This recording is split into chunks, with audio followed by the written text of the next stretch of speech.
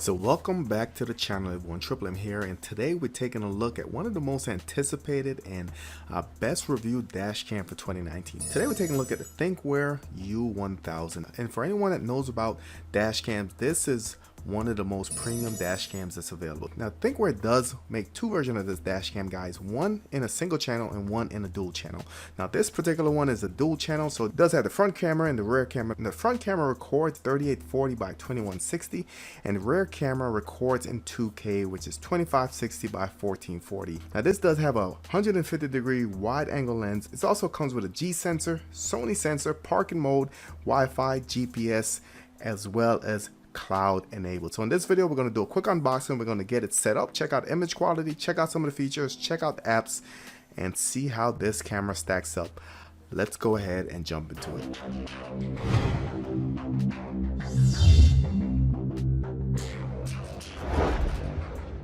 Now before we jump into the unboxing, let's go over some of the main features of this system. Now the front camera is true 4K, guys. That means it does have an 8 megapixel camera, guys. It is a Sony Starvis image sensor. Now with this you can record 4K at 30 frames per second. However, if you wanted the additional quality, you can reduce this to 2K at 60 frames per second. Now both cameras, front and rear, they do have a 150-degree viewing angle. Now what's important about this is that anything above that, you're gonna get that fisheye lens. Glad that they kind of stopped it at 150 degrees, and that gives you almost complete coverage around your vehicle, front and back. Now the rear camera, like I said, records at 2K 2560 by 1440, and this is at 30 frames per second as well. Now another cool feature about this is the super night vision. Can't wait to show this to you guys, but with the new Sony sensors in these cameras, the night vision is absolutely stunning. So in low light situation, it's going to reduce the noise and just overall makes the visual at night look much better. Now the system does have the anti-corruption technology, so this improves the reliability of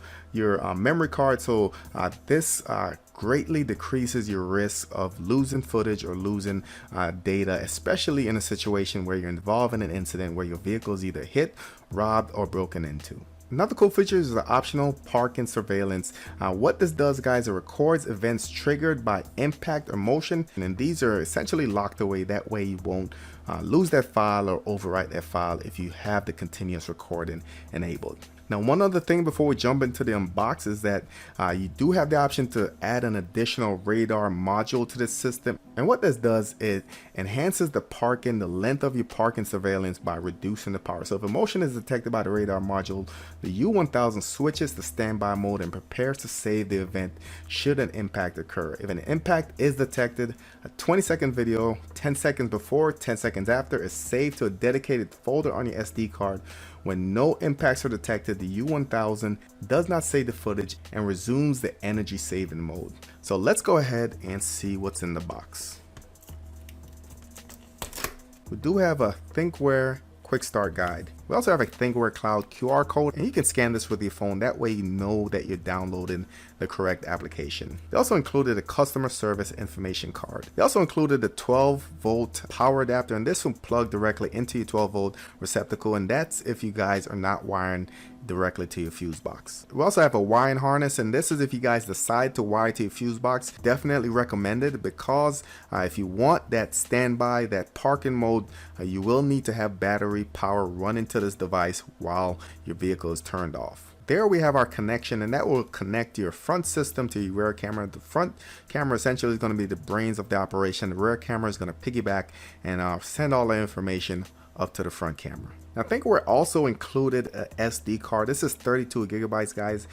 Pause the video if you need more time to see the actual specs or the type of card. That way if you guys wanted to order something larger, whatever the case is, you do have the information right there. They also included an adapter so you can plug it in directly to whatever system you're using, micro SD to a standard SD card. They also included some cable management stuff. This is 3M, and it also has a loop. That way you can route your cables through and keep everything nice and neat. Now that's a CPF filter, and I'll show you guys how to install that in a little bit. And you put that on the front camera, and that will greatly reduce glare, especially when the sun's out, guys. I know you've seen other videos where the sun's shining at your camera and you can kind of just lose sight of everything in view. So that will essentially reduce that, and that way you can have a better picture with direct sunlight. You do have the rear camera, and like I said, that's the 2K camera, and that will run to the front camera which feeds it information. They also included a prying tool, and that will help you running cable throughout your car, guys. And last but not least, there's the camera, and that's going to be the brains of the operation. So we do have a record button right here,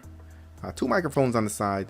We do have a mic button, Wi-Fi, power, and if you look a little bit closer, you can see you have LEDs for your Wi-Fi, your record, as well as your GPS. There's the front camera. Let's go ahead and pull that off. All right, it says 4K Quad HD. On the side, we have our mic, reset, and we do have the micro SD slot. Nothing on the back, just a Thinkware logo. On the other side, we do have our micro USB. This, of course, is going to run to our rear camera. We do have our DC in for our power, our extension, and we also have the radar plug-in for the module. So if you guys do purchase that optional radar sensor, this is where you'll set it up. Now, when installing the filter, guys, should be noted that you do have 2 plastic pieces on here. Just note that the side with the blue plastic, that's the actual side that goes onto the camera. You notice that you do have cut out at the bottom, cut out at the top, and that's essentially going to go straight up and down on the camera.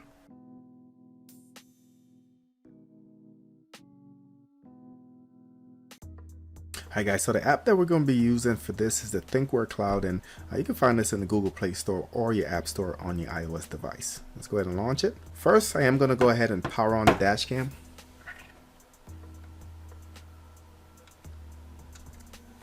Insert a memory card. Alright, using the memory card that they sent over. Let's go ahead and put that in. Insert a memory card. It is yelling at me.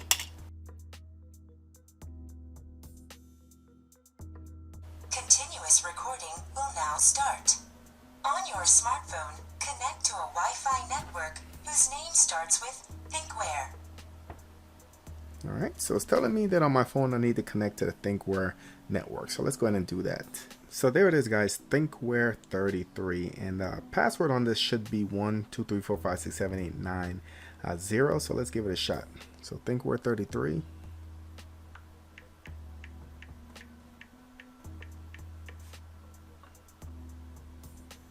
Let's go back to the app. Connected to a smartphone. So we're connected to the smartphone, and you can see now we're actually in the settings. So let's go over the application. So up top we have the live view. So if you click there,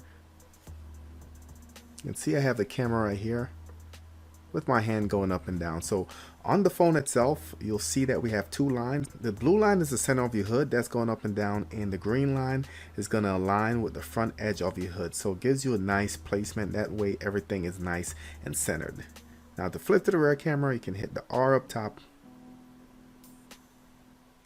And that will go ahead and switch. You can see it back here. All right, not too bad on the lag. We do have the mic button right here.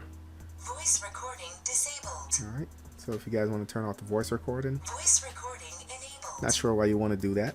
And below, your miles per hour, your voltage as far as your battery, your date, as well as the time.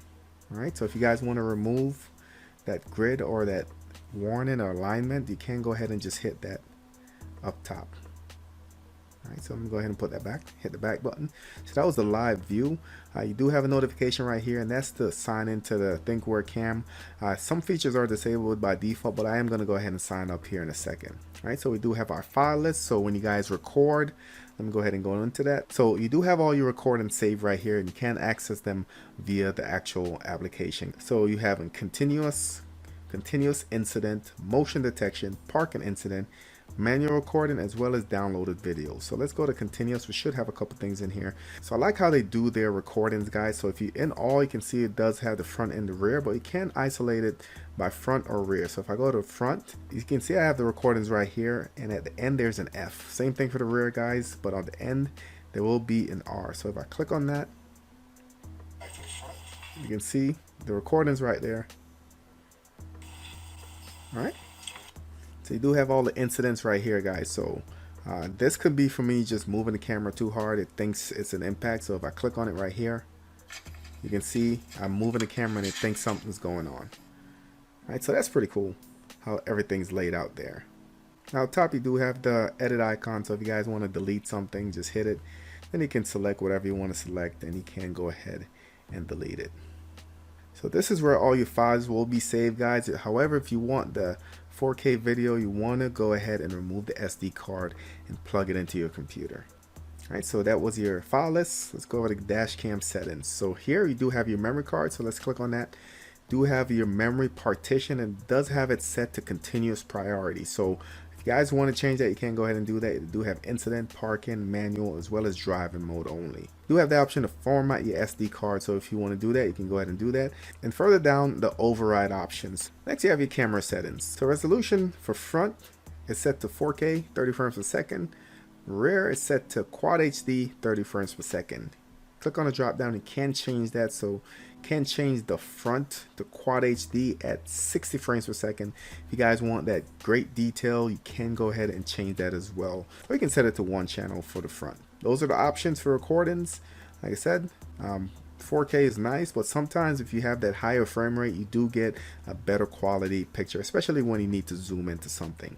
You do have the brightness for rear set to mid, and you do have the option to rotate the camera. Record settings, so continuous record, we have low light, parking mode. So with parking mode, that's turned off by default, depending how you have your system wired. But if you turn it on, we do have the 3 modes here: motion detection, time lapse, or energy saving. The motion detection, anytime someone passes close enough to your vehicle, it will detect it, and then it will record ahead and before that person approaches the vehicle, and that will give you a good idea of what happened there.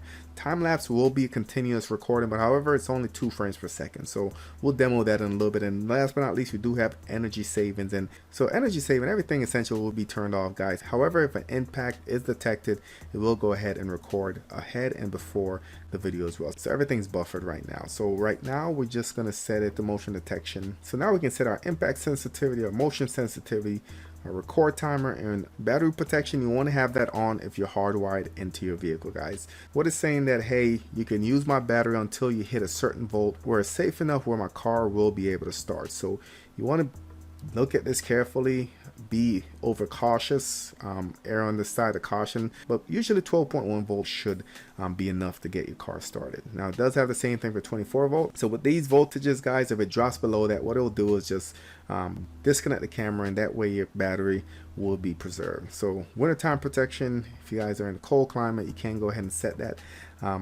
I am in Florida, so I don't have to worry about that too much. Now further down, if you did purchase the optional radar detector, you can go ahead and turn that on, and that will give you a lot more recording during your parking modes. Next, we're going to go to our road safety settings, and these are a couple features that I'm very excited to actually test out, guys. So we do have safety camera, that's turned on. Do have mobile zone alert, but further down we do have the vehicle type. Set that sedan, SUV, truck, or bus. So one thing I think is pretty cool is the lane departure warning system. So that's disabled. Let's go ahead and turn that on. And you can set the sensitivity. I'm just going to set it to mid. I'm curious to see how that works, guys. And you do have the option to set the speed. I'm just going to leave it at 50 for now. Same thing with forward collision warning. That's disabled. Let's go ahead and turn that on. Set it to mid as well. And low speed, we'll set that to medium as well. At the bottom, we do have front vehicle departure warning. Let's go ahead and turn that on. Next, we have our system settings. So our volume is set to 2. Our LED is turned off, essentially in stealth mode right now. So if someone's walking by, they won't see a light flashing at them that let them know that you're recording them. Same thing for the rear camera, that's turned off as well. You can set your time zone, daylight savings if you guys want to turn that on, your speed if you want kilometers versus miles per hour, your speed stamp. Depending on what you're doing, that might work for you or against you, so we might want to think about that. Our Wi-Fi frequency, we do have the 2.4 and 5 gigahertz, and our voice recording is turned on. So last but not least is the network function. So this is essentially if you want to monitor everything over the network, if you want to get the notifications, if you want to be able to remotely view what's going on, this is where this comes in handy. You will need to use a hotspot. I'll probably make a video about this. There's a company called Freedom Pop that you can get a hotspot from. It is kind of tricky, but essentially you purchase the hotspot. It's really cheap. You top up your card, then essentially if you use under a certain amount of data, you don't have to pay anything. And this is something I've been testing for about a year now, and it actually works, but you just have to be careful how everything's set up. So let me know if you guys want me to do a video about that. Upload driving videos so you can use the data. Upload driving videos, leave that disabled. Notify impact when parked, I'm gonna turn that on. Want that notification. Strong impact while parked, turn that on. and upload strong impact videos recorded while parked. Turn that on as well. Once I sign up for the account, I will go ahead and set up my hotspot so I can start receiving those notifications. So that was the Dashcam settings. We do have the Dashcam info, so it's going to give you the version, GPS, local ID, memory size. So got my account set up, got it connected to the hotspot. Just want to show you guys a couple additional features that comes with that. Then we can go ahead and get it set up in the vehicle. First thing, when you click on the GPS icon in the bottom, now you do have a true map of your location. So let me just click on that. I'll probably blur it out a little bit. Now if you click on the three dots, now you do have the option to edit the name of your device. You do have some cloud options, so if you click on that, it shows you your strong impact recorded videos, and you can go front, rear, or all. Below that, you can set up a geofence, and how this will work, guys. Let's say someone is using your vehicle, they're only supposed to go to a certain area. You can't set a radius to get alerted when it leaves that certain area. So to set it up, just hit the plus right there. You can see there's a location. You can zoom in and out, but you can also change the radius. Let's say I want to change it to 30 miles. And you can see that basically covers most of Central Florida. So pretty cool.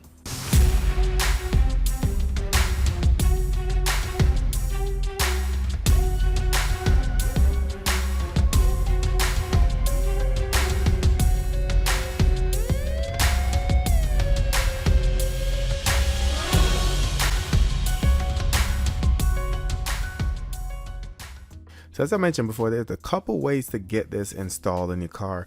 Some easier than other, and talked about two methods here. The first and the easiest method is probably using the 12 volt plug directly into your receptacle in your vehicle. The only issue with that is you won't have any option for standby or parking mode when you're not in the vehicle. So keep that in mind if you're using this option. If you use this option, it will only be used for continuous recording while you're driving. Now the other option, and probably the preferred method for most folks, is to actually hardwire this into your vehicle. So with this, what you'll need to do is you'll need to connect this to your fuse box. There's three wires that you basically need to connect. So one wire is going to be your constant power. So this is going to be connected directly to a battery source from the fuse box. So please get a multimeter, make sure you have constant power to that lead. The other one is going to be accessory, or it's going to be your ignition source. So this only provides power when the vehicle is turned to the on position. So this is very important, because if this is not connected properly, you won't have that parking mode monitoring. And the third one is your ground. You're going to find a screw that good ground into the body of your vehicle, and then you can go ahead and just secure that. Now I do recommend using a fuse tap kit like we're showing right here, guys. Pretty straightforward as well. You take out the fuse that you're going to use, put this unit in there, plug the fuse into the side, and then you can go ahead and connect that specific wire to the end of this one. So in this instance, I already had a dash cam installed, so I do have a battery, and I'll link all these wires and batteries, accessories in the description. But what I'll do is I'll connect the original harness that came with this unit. I connect it to another harness that actually came with the battery, and the battery will go directly into the 12 volt receptacle in my vehicle, and that should give me the parking mode monitoring for up to 16 hours, I believe, and it should automatically charge when the vehicle is turned on and running. So let's go ahead and get it set up.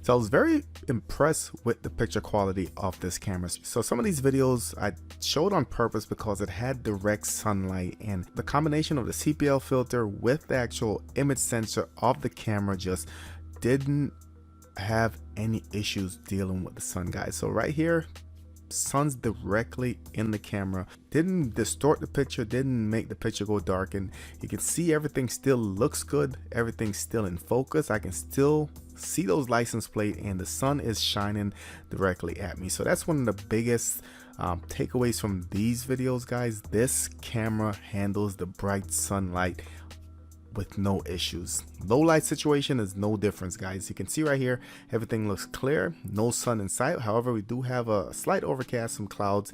Everything looks good in the front. As far as the back, you can see the back, the image drops off a little bit. So it is still good to have the rear camera going, guys, but you're not going to get the clarity in the rear camera as you do in the front camera.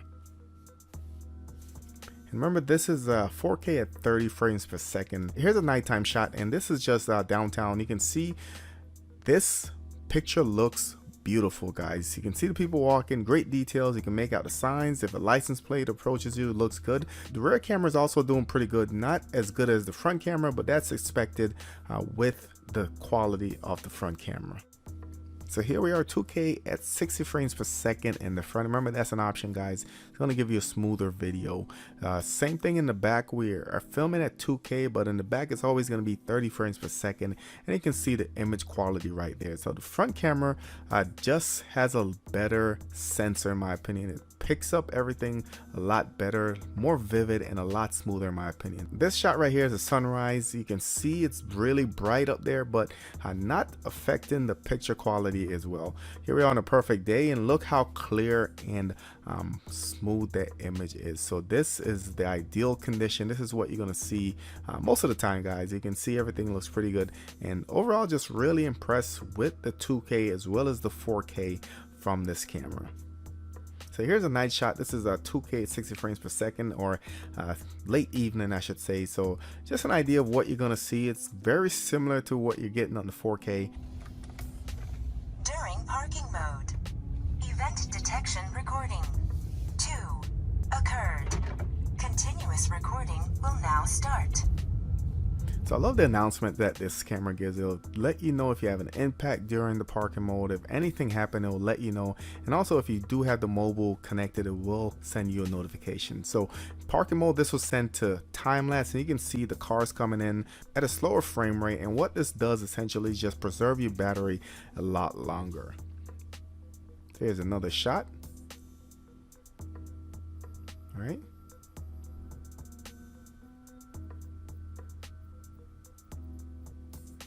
Sitting in the Home Depot parking lot, and here's a shot at the rear, and you can just kind of see what you're going to get from this parking mode. Like I said, you can just leave it continuous recording and parking. You do have different options that you can choose in parking mode. All right, so let's test out the lane departure warning.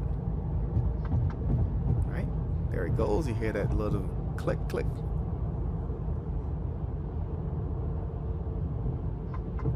And there it goes again. So it does work.